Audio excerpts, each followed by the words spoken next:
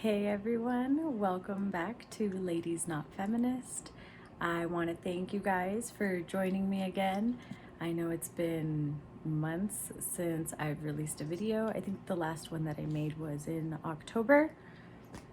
I should add why I've been gone for a while. I got really caught up in politics and what was happening with our country and with the election. And the night of the election, I thought that I'd be able to sleep because it would just be what it was and it would be over and done with. And when it wasn't, I tried to focus on making a video, and I had so many videos that I wanted to make. I still want to make them. I'm still going to make them. This is one of them. The one that I was going to make in November is on cognitive behavioral therapy, which I'm still going to do. This one that I'm doing today is on my journey of Jordan Peterson, I guess is the best way to say it. My Jordan Peterson journey, my 12 Rules for Life journey, my Maps of Meaning journey, and the journey that I'm continuing with him almost every day, as weird as that sounds. So just to get into it, how I came across Jordan Peterson, the reason I should add I want to make this video is because he deeply impacted my life. And all of 2020, because we were going through the pandemic, I just read his 12 Rules for Life book. And instead of reading the way I normally do, where, you just pick up your book and you read it till you're done, I read it month by month and applied each chapter to my life, adding habits and taking away habits. So just a start. I came across Jordan Peterson, it was 2016. He had been fighting against a bill that was being passed in Canada that would force specific types of speech, and he was against it. And Joe Rogan had him on his podcast. He was at the time just a professor at Toronto who was teaching and recording his lectures, and he had written the books Maps of Meaning. So when I listened to this podcast, I was really amazed with this man. I was like, hey, he's a psychologist. He sounds like he kind of knows more about the site. I mean, he's a psychologist. I didn't know anything at the time, but he was talking about things and about speech and about communism and about ideology in ways that I was really taken aback. And he was talking about how he's making and recording his lectures for everybody to see, and they were for his master students. Okay, he was teaching his master students and recording those lectures. So me being me, I went on YouTube and I watched them all of them. They're all 3 hours, about 2 to 3 hours long, each lecture. And he has, I don't know how many videos for Maps of Meaning. It was for the course of the semester, and I watched all of them. So every time he made a video, I attended class, is how I saw it, because I wasn't going to school at the time. And everything that he was saying just astounded me. I was learning so much. I really felt like I was in class. The thing is, I never had questions, and if I did, some of the students would ask them, or he would answer them before I could even think if a student would ask them. But he articulated himself in such a way that I was really taken aback. He had so much to say that my brain just couldn't stop absorbing the information. And then, so I watched all his videos all throughout 2016, the Maps of Meaning one. And then he created his biblical lectures in 2017, and that was for his next class that he was going to be teaching. And when he did those lectures, I had been at a very deep point in my life. I had already been going through a lot in 2016 when I started listening to him. And at this time, I was in a very deep, dark place.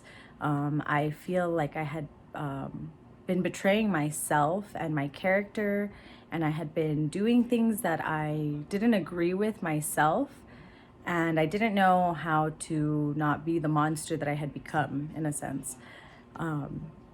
So I had turned to God. I had started reading the Bible, and I started reading Genesis. I started right at the beginning. When I had tried this before in my past, I got very resentful, very angry, because he kicks Eve out of the garden, Eve and Adam out of the Garden of Eden, and then he floods the world. And I just couldn't get past the flood ever, because it was so, like, how could God flood the world, was what I thought. Well, I would always stop reading there. And for some reason, when I started reading the Bible this time, I was so taken aback at how differently I understood it, and how differently, for the first time in my life, I had interpreted it. And I began like asking myself questions and trying to decipher it myself. Well, at the same time, Jordan Peterson began doing Genesis, the biblical lectures, and he went through all of Genesis. So I was like, oh my God, let me jump along with him since I'm already starting to read it. So I would read it religiously.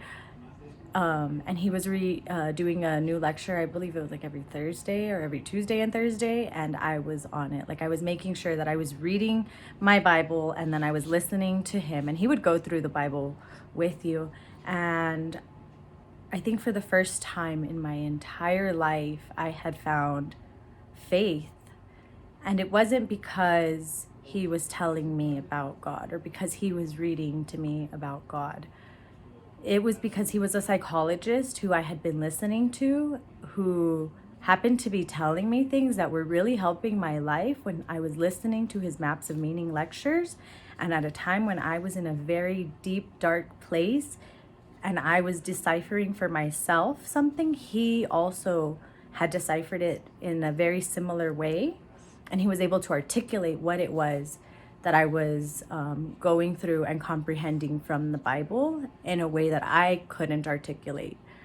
And it changed me to be able to understand the Bible in a way that I had never understood, and to be able to have found faith and God in a way that I had never found faith and God. So he was like that doorway. And I'm sorry if I get emotional.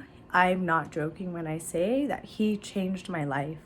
And it's not in a way when you meet a friend and you have some great conversations with them and you miss them and they've changed your life in that way, because you know you wouldn't have been this person without them.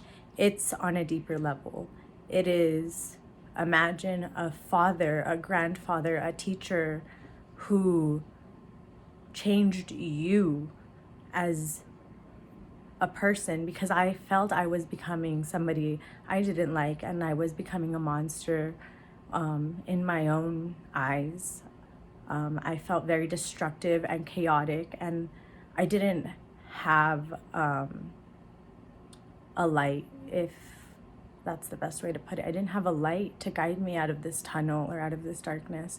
And Jordan Peterson's words and the truth that he spoke was that light. It was the truth that he said that helped the most. So I've read this entire book. Oh my God, it is the best book. I'm sorry, my book is beat up because I have kids. I'm gonna show you guys my book, okay? This was with me literally every day for 365 days, okay? So my kids spilled coffee on it, my husband spilled water on it, this book got beat up, but my pages remained beautifully intact. I could still read. That's what mattered, and that's why I got it hardcover. So I want to share this last part of the book with you because I thought it was so beautiful. It's the chapter after the last chapter. It's called Coda.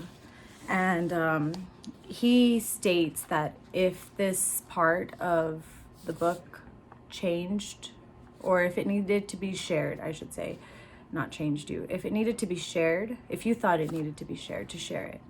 And I haven't stopped thinking about it since I've read it. And I finished this book in December. And every time, I'm so sorry, I should just get to the book, right? But every time that I read or listen to Jordan Peterson, it's like I'm learning something new. Like I said, I all of 2016, he had done the maps of meaning. All of 2017, he had done the biblical lectures. In 2018, he began touring. I think it was in 2018. And I was listening to like his interviews. I was like hooked. And that's that I constantly would go back to his lectures because he said so much in those hours. You couldn't grasp all of it if you wanted to. It's like, imagine a plate and it's just all just falling on, and you can't catch all of it if you want to, you know? And I'm hungry for his knowledge like that, for what he said. I was hungry like that, and it just fell all over. And so I go back still and I listen, and there's still so much that he had said then that applies now, and that's not written in this book, because this book is kind of like a synopsis almost of everything that he had said. So let's go on. Coda. This is that chapter. What shall I do with my newfound pen of light? In late 2016, I traveled to Northern California to meet a friend and business associate. We spent an evening together thinking and talking. At one point, he took a pen from his jacket and took a few notes. It was LED equipped and beaming light out of its tip, so that writing in the dark was made easier. Just another gadget, I thought. Later, however, in a more metaphorical frame of mind, I was struck quite deeply by the idea of a pen of light. There was something so symbolic about it, something metaphysical. We're all in the dark, after all, much of the time. We could all use something written with light to guide us along our way. I told him I wanted to do some writing while we sat and conversed. I asked him if he would give me his pen as a gift. When he handed it over, I found myself inordinately pleased. Now, I could write illuminated words in the darkness. Obviously, it was important to do such a thing properly. So I said to myself, in all the seriousness, what shall I do with my newfound pen of light? There are 2 verses in the New Testament that pertain to such things. I've thought about them a lot. Ask and it shall be given to you. Seek and ye shall find. Knock and it shall be opened unto you. For everyone who asks receives. The one who seeks finds. And the one who knocks, the door will be open. Matthew 7:7 through Matthew 7:8. At first glance, it seemed like nothing but a testament to the magic of prayer, in a sense of entreating God to grant favors. But God, whatever or whoever he may be, is no simple granter of wishes. When tempted by the devil himself in the desert, as we saw in Rule 7, pursue what is meaningful, not what is expedient. Even Christ himself was not willing to call upon his Father for a favor. Furthermore, every day, the prayers of desperate people go unanswered. But maybe this is because the question they contain are not phrased in the proper manner. Perhaps it is not reasonable to ask God to break the rules of physics every time we fall by the wayside or make a serious error. Perhaps in such times, we can't put the cart before the horse and simply wish for your problems to be solved in some magical manner. Perhaps you could ask instead what you might do right now to increase your resolve, buttress your character, and find the strength to go on. Perhaps you could instead ask to see the truth. On many occasions in our near 30 years of marriage, my wife and I have had disagreements, sometimes a deep disagreement. Our unity appeared to be broken at some unknowingly profound level, and we were not able to easily resolve the rupture by talking. We became trapped instead in emotional, angry, and anxious arguments. We agreed that when such circumstances arose, we should separate briefly, she to one room, me to another. This was often quite difficult because it's hard to disengage in the heat of an argument when anger generates the desire to defeat and win. But it seems better than risking the consequence of a dispute that threatened to spiral out of control. Alone, trying to calm down, we would ask ourselves the same single question. What had we each done to contribute to the situation we were arguing about? however small, however distant, we had each made some error. Then we would reunite and share the results of our questions. Here's how I was wrong. The problem with asking yourself such a question is that you must truly want the answer. And the problem with doing that is that you won't like the answer. When you are arguing with someone, you want to be right, and you want the other person to be wrong. Then it's them that has to sacrifice something and change, not you. And that's much more preferable. If it's you that's wrong, then you must change, and you have to reconsider yourself, the memories of your past manner, the manner of your present being, and your plans for the future. Then you must resolve to improve and figure out how to do that. Then you actually have to do it. That's what he says a lot, okay? Just have to emphasize that. It's exhausting. It takes repeated practice and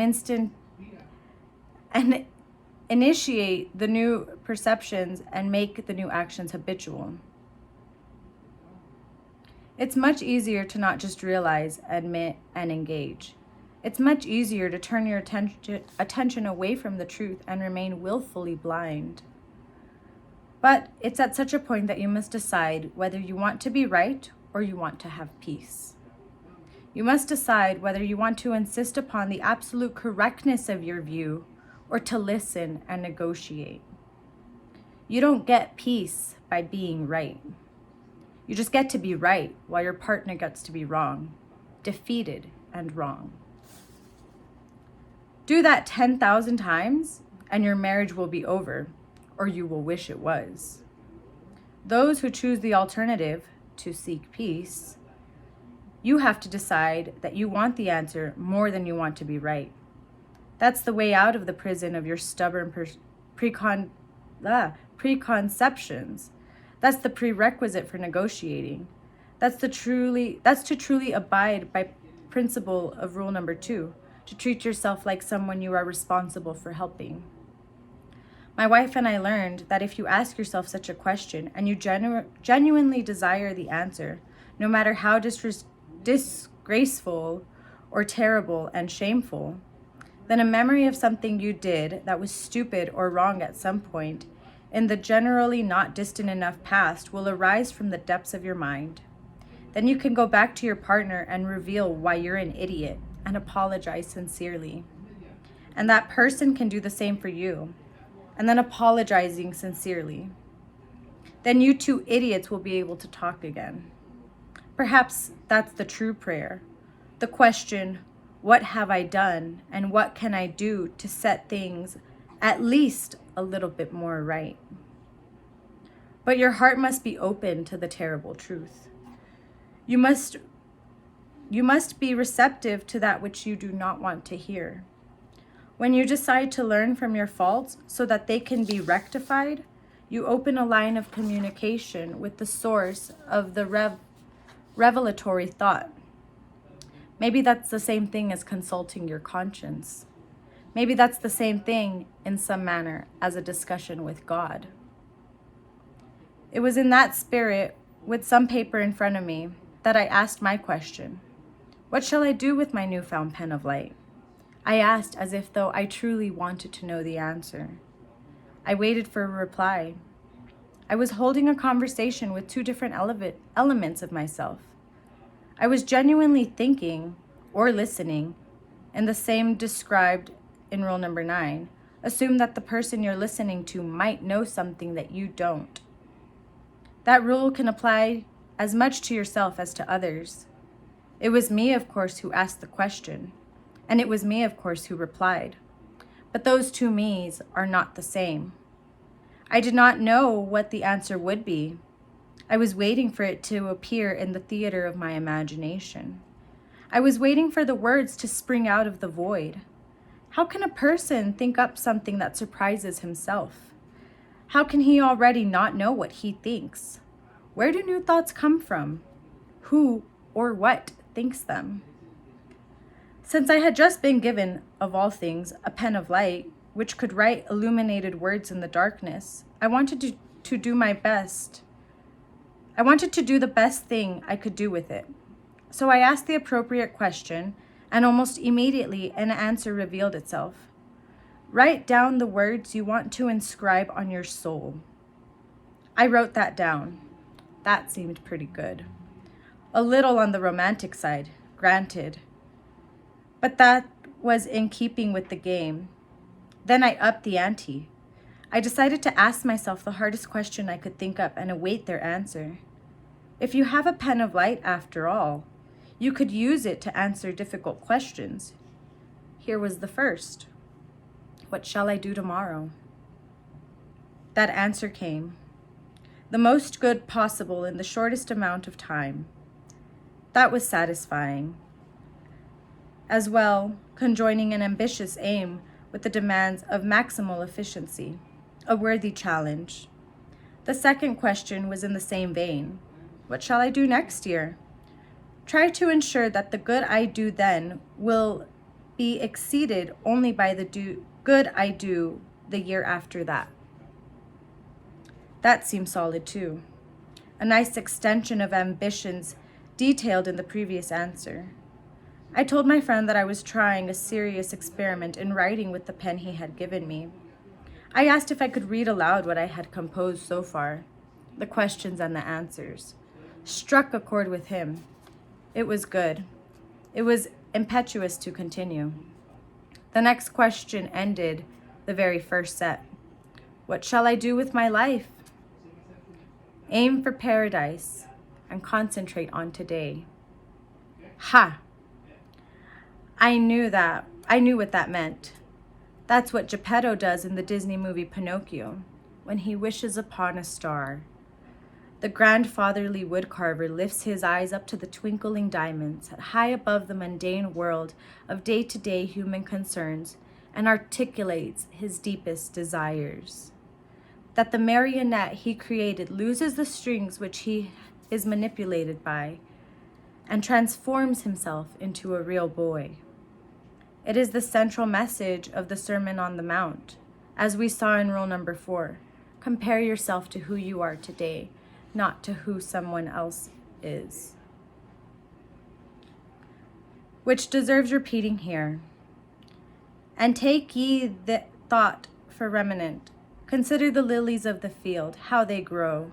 They toil not, neither do they spin. And yet I say unto you, that even Solomon in all his glory was not arrayed like one of these.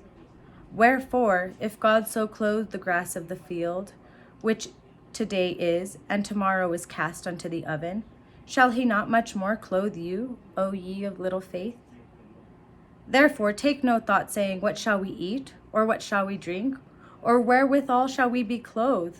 For your heavenly Father knoweth that ye have need of all these things. But seek ye first the kingdom of God and his righteousness, and all these things shall be added unto you. Matthew 6:28 through 6:33. What does all that mean? Orient yourself properly. Then, and only then, concentrate on the day. Set your sights at the good, the beautiful, and the true, and then focus pointedly and carefully on the concerns of each moment. Aim continually at heaven while you work diligently on earth. Attain fully to the future in that manner, while attending fully to the present. Then you have the best chance of perfecting both. I turned then from the use of time in my relationship with people and wrote down and read the next question and answer to my friend. What shall I do with my wife?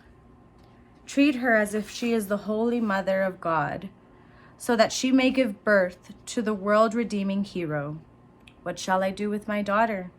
Stand behind her, listen to her, guard her, train her mind, and let her know it's okay if she wants to be a mother. What shall I do with my parents? Act such that your acts justify the suffering they endured. What shall I do with my son? Encourage him to be a true son of God. To honor your wife as a mother of God is to notice and support the sacred elements of her role as a mother, not just of your children, but as such. A society that forgets this cannot survive. Hitler's mother gave birth to Hitler, and Stalin's mother to Stalin. Was something amiss in their crucial relationship? It seems likely, given the importance of the maternal role in establishing trust. It takes a single vital example.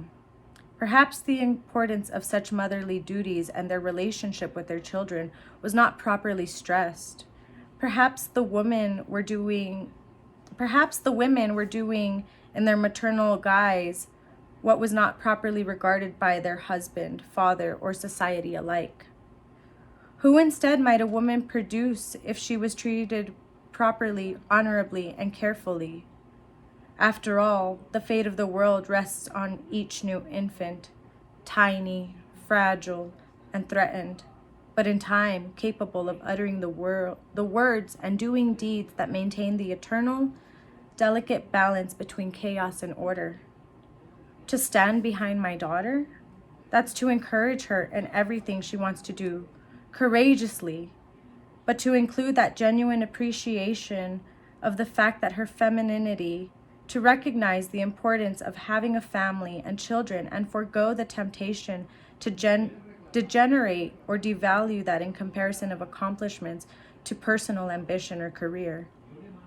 It's not for nothing that the Holy Mother and the infant are a divine image, as we have discussed.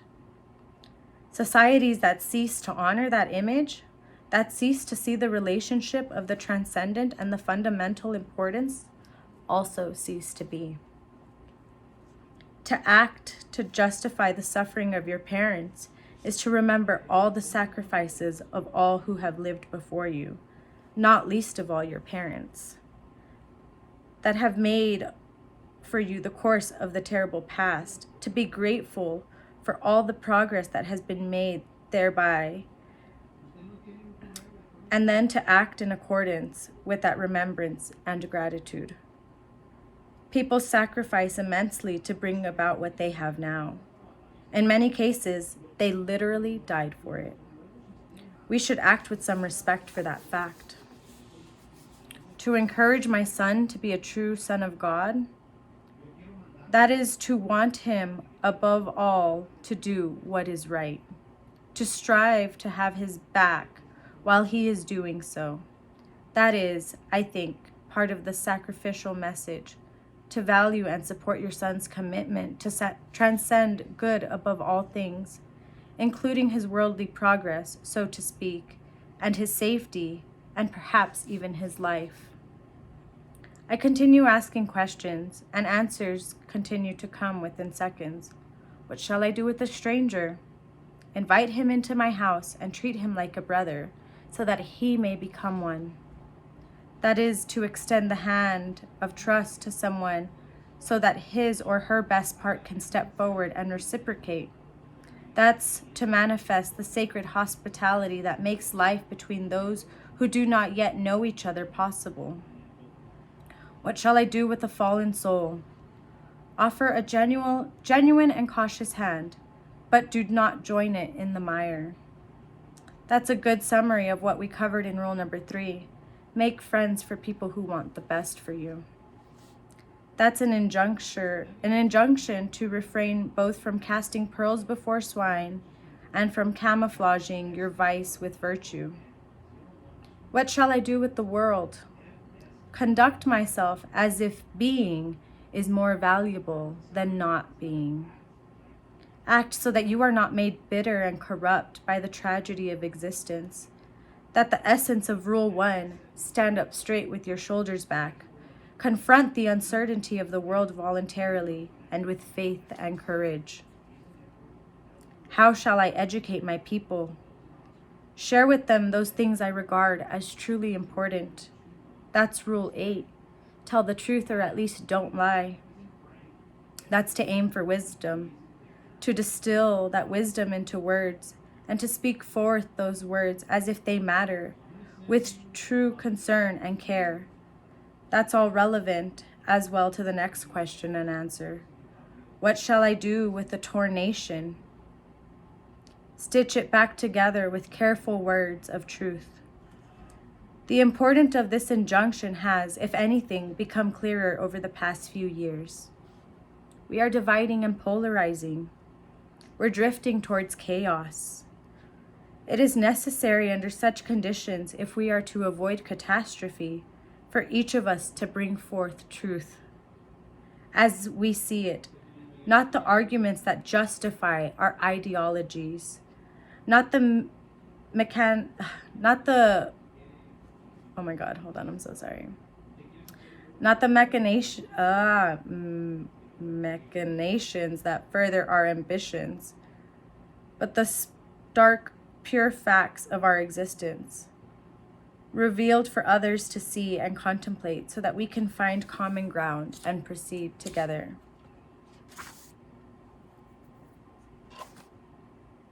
What shall I do for God my Father? Sacrifice everything I hold dear to yet greater perfection. Let the dead wood burn off so that the new growth can prevail. That's the terrible lesson of Cain and Abel, detailed in the discussion of meaning surrounding Rule 7. What shall I do with a lying man? Let him speak so that he may reveal himself. Rule number 9, listen, is once again relevant here, as is another section of the New Testament. Ye shall know them by their fruits. Do men gather grapes of thorn or figs of thistle? Even so, every good tree bringeth forth good fruit, but a corrupt tree bringeth forth evil fruit. A good tree cannot bring forth evil fruit, neither can a corrupt tree bring forth good fruit. Every tree that bringeth not forth good fruit is hewn down and cast into the fire. Wherefore by their fruits ye shall know them. Matthew 7:16 through Matthew 7:20. The rot must be revealed before sound can be put in its place. This was also indicated in Rule 7's elaboration. And all of this is permanent to understand the following questions and answers. How shall I deal with the enlightened one? Replace him with the truth seeker of enlightenment. There is no enlightened one. There is only the one who seeks further enlightenment. Proper being is a process, not a state. It's a journey, not a destination. It's the continual transformation of what you know through encounter with what you don't know. Rather, the desperate clinging to the certainty that is internally insufficient in any case. That accounts for the importance of Rule 4. Compare yourself to who you were today. Always place your becoming above your current being. That means it is necessary to recognize and accept your insufficiency so that you can be continually rectified. And that's painful, certainly, but it's a great deal. The next questions and answers made another coherent group, focused this time on ingratitude. What shall I do when I despise what I have? Remember those who have nothing and strive to be grateful. Take stock of what is in front of you. Consider Rule 12, somewhat tongue-in-cheek. Pet a cat when you encounter one on the street.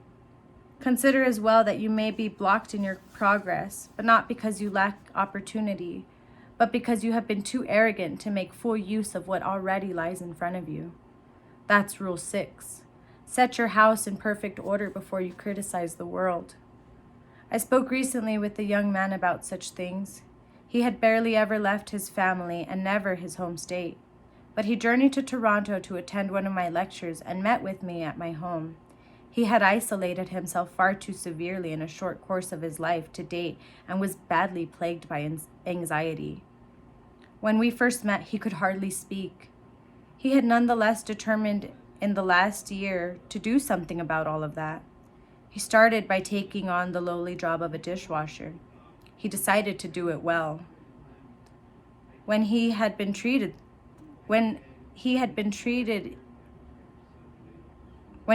have treated it contemptuously.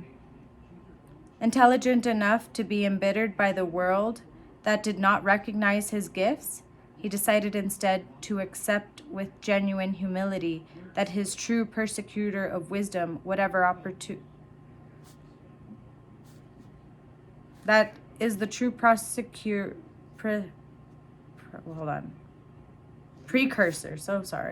to wisdom, whatever opportunity he could find. Now he lives on his own. That's better than living at home. Now he has some money. That's not much, but it's more than none. And he earned it. Now he is confronting the social world and benefiting from the ensuing conflict. Knowledge frequently results from knowing others, but a man who is awakened has seen the uncarved block. Others might be masters by force, but the master of oneself requires the Tao. He who has many material things may be described as rich, but he who knows that he has enough is at one with the Tao. Might have enough to maternal things and have self-being as well. As long as my still anxious and still transforming and determined visitor continues down his current path, he will be far more contempt and accomplished, and it won't take long. But this will only be because he accepted his lowly state and was sufficiently grateful to first take the equally lowly step away from it. That's far preferable to waiting endlessly for the magic arrival of Godot. That's far preferable to arrogant, static, unchanging existence, while the demons of rage, resentment, and unlived life gather around. What shall I do when greed consumes me? Remember that it is truly better to give than to receive. The world is a forum of sharing and trading. That's Rule 7 again. Not a treasure house for plundering. To give is to do what you can to make things better. That's good in people. The good in people will respond to that and support it and imitate it and multiply it and return it and foster it so that everything improves and moves forward. What shall I do when I ruin my rivers? Seek to the living waters and let it cleanse the earth. I found this question, as well as his answer, particularly unexpected. It seemed most associated with Rule 6, set your house in order. Perhaps our environmental problems are not best constructed technically. Maybe they're best considered psychologically. The more people sort themselves out, the more responsibility they will take for the world around them, and the more problems they will solve. It's better, proverbially, to rule your own spirit than to rule the city. It's easier to subdue the enemy without than one within. Maybe the environmental problem is ultimately spiritual. If we put ourselves in order, perhaps we will do the same for the world. Of course, what else would a psychologist think? The next sets were associated with proper response to crisis and exhaustion. What shall I do when my enemies succeed? Aim a little higher and be grateful for the lesson. Back to Matthew. Ye have heard that it hath been said, Thou shalt love thy neighbor and hate thine enemy. But I say unto you, love your enemies, bless them that curse you, do good to them that hate you, and pray for them that despisefully use you and persecute you, that ye may be children of your Father which is in heaven. Matthew 5:43 to 5:45. What does that mean? Learn from the success of your enemies. Listen. Rule number 9. To their critique, so that you can glean from their opposition whatever fragments of wisdom you might have incorporated for your betterment. Adopt as your ambitious the creation of the world in which those who seek to work against you see the light and wake up and succeed, so that the better at which you are aiming can encompass them too. What shall I do when I'm tired and impatient? Gratefully accept an outstretched helping hand. This is something with a two-folded meaning. It's an injunction, first, to note that the reality of limitations and individual being and to accept and be thankful for the support of others, families, friends, acquaintances, and strangers alike. Exhaustion and impatience are inevitable. There's too much to be done and too little time in which to do it. But we don't have to strive alone, and there is nothing but good in distributing the responsibilities, cooperating in the efforts, and sharing credit for the productive and meaningful work therefore undertaken.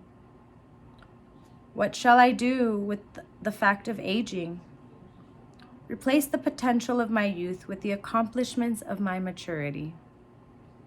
This harkens back to the discussion of friendship surrounding rule number 3 and the story of Socrates' trial and death, which might be summarized as follows. A life lived thoroughly justifies its own limitations. A young man with nothing has possibilities to set against and the accomplishments of his elders. It's not clear that it's necessarily a bad deal for either. An aged man is but a paltry thing, wrote William Butler Yeats. A tattered coat upon a stick, unless soul claps its hands and sings, a louder sing, for every tatter in its moral dress. What shall I do with my infant's death? Hold my loved ones and heal their pain. It is necessary to be strong in the face of death, because death is intrinsic to life. It is for this reason I tell my students, aim to be the person at your father's funeral that everyone in their grief and misery can rely on. That's a worthy and noble ambition. Strength in the face of adversary. It's very different from the wish of life. It's very different from the wish for a life free of trouble. What shall I do in the next dire moment? Focus my attention on the next right move. The flood is coming. The flood is always coming. The apocalypse is always upon us. It's why the story of Noah is archetypal. Things fall apart. We stress that in the discussion surrounding Rule 10. Be precise in your speech. And the center cannot hold.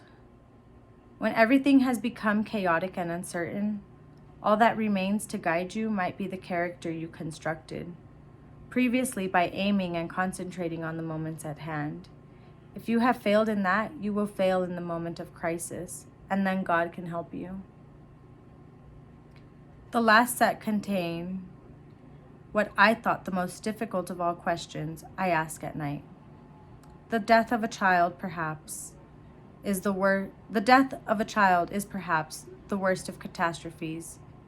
Many relationships fail in the aftermath of such tragedy, but dissolution in the face of such horror is not inevitable, though it is understandable. I have seen people immensely strengthen their remaining family bonds when someone close to them has died. I have seen them turn to those who remained and redoubled their efforts to connect with them and support them. Because of that, all regaining at least some of what had been terribly torn away by some death. We must therefore commiserate in our grief. We must come together in the face of tragedy of existence. Our families can be the living room with the fireplace that is cozy and welcoming and warm while the storm of winter rages outside. The heightening knowledge of fragility and morality produced by death can terrify, embitter, and separate. It can also awaken. It can remind those who grieve not to take people who love them for granted. Once I did some chilling calculations regarding my parents who are in their 80s. It was an example of the hated arithmetic we encounter in the discussion of rule number 5. Do not let your children do things that make you dislike them. As I walked through the equations so that I would stay properly conscious, I see my mom and dad about twice a year. We generally spend several weeks together. We talk on the phone in the interim between visits, but the life expectancy of people in their 80s is under 10 years. That means I'm likely to see my parents, if I'm fortunate, fewer than 20 times. That's a terrible thing to know, but knowing it puts a stop to taking those opportunities for granted. My next set of questions and answers had to do with the development of character. What shall I do with a faithless brother? The king of the damned is poor judge of being. It is my firm belief that the best way to fix the world, a handyman's dream, if there ever was one, is to fix yourself, as we discussed in rule number 6. Anything else is presumptuous. Anything else risks harm, stemming from your ignorance and lack of skill. But that's okay. There's plenty to do right where you are. After all, your specific personal faults detrimentally affect the world. Your conscious, voluntary sins, because no other word really works, makes things worse than they have to be. Your inaction, inertia, and cynicism removes from the world all the parts of you that could learn to quell suffering and make peace. That's not good. There are endless reasons to despair of the world and to become angry and resentful and seek revenge. Failure to make proper sacrifices, failure to reveal yourself, failure to live and tell the truth, all of that weakens you. In the weakened state, you will be unable to thrive in the world. You will be of no benefit to yourself or to others. You will fail and suffer stupidly, and it will corrupt your soul. How could it be otherwise? Life is hard enough when it's going well. But when it's going badly, and I have learned through painful experiences that nothing can go so badly that it can't be made worse. That's why hell is a bottomless pit. It's why hell is associated with the aforementioned sin. In the most awful of cases, the terrible suffering of unfortunate souls becomes habitual in their own judgments to mistakes they made knowingly in the past. Acts of betrayal, deception, cruelty, carelessness, cowardice are most commonly of all willful blindness. To suffer terribly and to know yourself as the cause, that is hell. And once in hell, it's very easy to curse being itself. And no wonder, it's not justifiable. And that's why the king of the damned is a poor judge of being. How do you build yourself into someone on whom you can rely, in the best of times and the worst, in peace and in war? How do you build yourself for the kind of character that will not ally itself in its suffering and misery and who will not dwell in hell? That is the question and answer, continued, all permanent, in one way or another, to the rules I have outlined in this book. What shall I do to strengthen my spirit? Do not tell lies or do what you despise. What shall I do to ennoble my body? Use it only in the service of my soul. What shall I do with the most difficult questions? Consider them a gateway to the path of life. What shall I do with the poor man's play? Strive through right example to lift his broken heart. What shall I do when the great crowd beckons? Stand tall and utter my broken truths. And that was that. I still have my pen of light. I still haven't written anything with it since. Maybe I will again when the mood strikes and something wells up from deep below. But even if I don't, it helped me find the words to properly close this book. I hope that writing has proved useful to you. I hope it revealed things you knew that you didn't not know you knew. I hope the ancient wisdom I discussed provides you with strength. I hope it brightened the spark within you. I hope you can stand up straight, sort out your family, and bring peace and prosperity to your community. I hope in accordance with Rule 11, do not bother children when they are skateboarding, that you strengthen and encourage those who are committed to your care instead of protecting them to the point of weakness. I wish you all the best, and I hope that you can wish the best for others. What will you write with your pen of light? So that is his last chapter in his 12 Rules for Life book. It is called Coda. That this book just, it's not just this book. Like, this book changed me, I think, because of the way that I applied it and because I was willing to apply it that way, but I had to take on that responsibility. But Jordan Peterson, his lectures, just listening to him, he really teaches you that when it seems like the world is what's wrong and you can't change the world, the best thing you can do is change yourself. And only you have control over yourself. And if you do better, it's like a ripple effect. Everything else gets better. And that's the best that you can hope for. Like, why wouldn't that be the message that everybody wants to hear? People say things to him like, you've changed my life. And all he's done is tell people to get their act together for the most part. And he doesn't know why that was so important. Like, nobody knows why what he has been saying, even though you know you knew it, why what he has said is so important is because sometimes it needs to be said in order for people to grasp it. Sometimes it's just lingering and you can't get it. And in a time when I think a lot was happening, like in 2016 when he was saying all of this, I think at that time everybody was really unsure about how things were gonna go, and everybody was probably in a really dark place. And he was the light that said, hey, you've got this. Like, the world is falling apart, but you don't have to. You've got to pick up whatever you can and make it better, because you can. And there's things only you can do that are what need to get done to make the world better. That's a message that's been spread through, I think, so many things. Like Dr. Seuss, even he says, you know, if you don't care, then who will? What is it in the Lorax?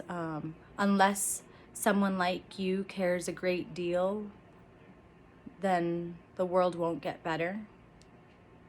Like, that's basically the message he says. And it's not just that that was the message before. You have to care, okay? You have to first care. You can't be apathetic.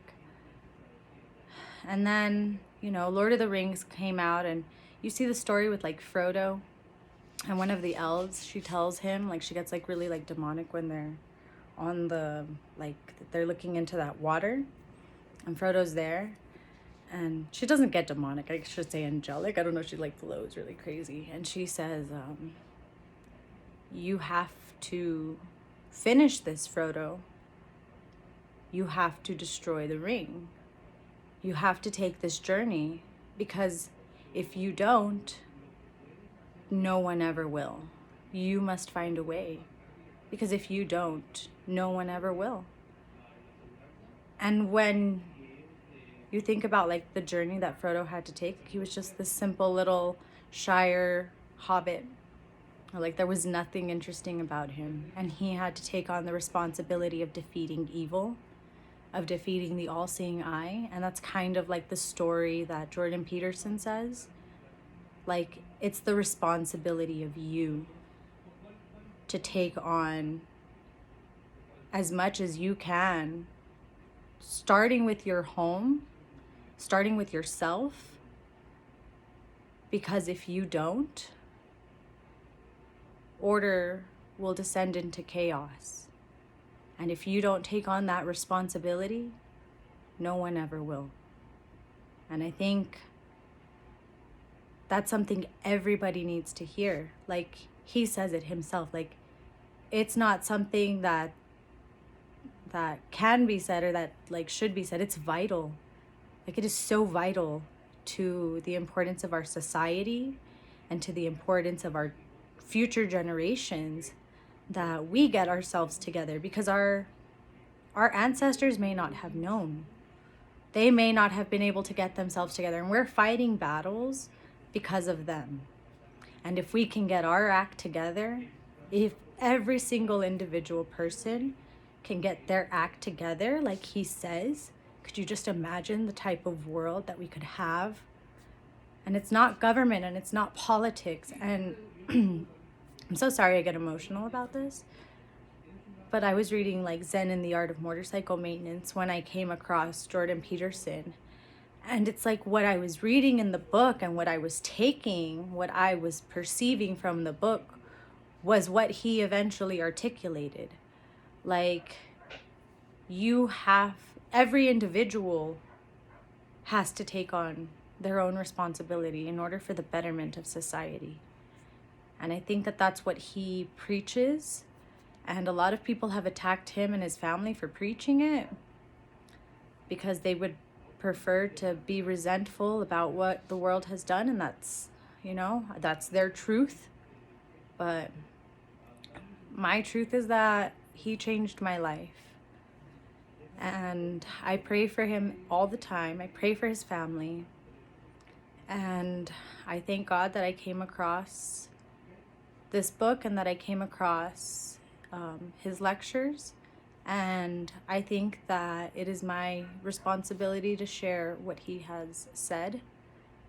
And that's all that I can do. So to ladies out there and to anybody else who's watching, I think that this is an important book to read. I think that it's important to share. And I hope that you guys pick this book up. It's called 12 Rules for Life. If you want to listen to the audio, it's on YouTube. There's this guy who reads it for free, and it's amazing. If you don't have time to listen to it or to read it, you can listen. But I just wanted to share my journey. And again, he's coming out with a book in March called Beyond Order, where he wrote it whenever he was recovering from benzodiazepine symptoms that almost killed him, and they caused very severe neurological damage. And he wrote the next book while he was going through that. So I'm definitely going to read it. But I suggest you guys start with his lectures, which I thought were amazing, or start with this book. For ladies out there, it's a great place to find peace and to find good, helpful information that will help you be the best lady that you can be. So I'm not on social media anymore. I got off for the sake of my mentality and my health. I felt I was getting really dragged and drained and polarized, and my ideologies were getting thrown. It's very easy for the brain to fall into that, and I didn't want to be putting myself in that position. So I'm doing my best to get my life in order, and to get my house in order, and to get everything that I can in order for the betterment of myself and society. I will try to be making more videos for you guys. I am back at work and I am still mothering, so it's pretty difficult to find time, but I am doing my best. I appreciate you guys sharing this video, liking, subscribing, commenting, joining me. Maybe any ladies who want to share any stories. Maybe we can do like a live thing one day. We'll figure something out. I would love to interact with you guys. So thank you again for coming to Ladies Not Feminist, and I'll have my next video on cognitive behavioral therapy up for you guys. Thanks.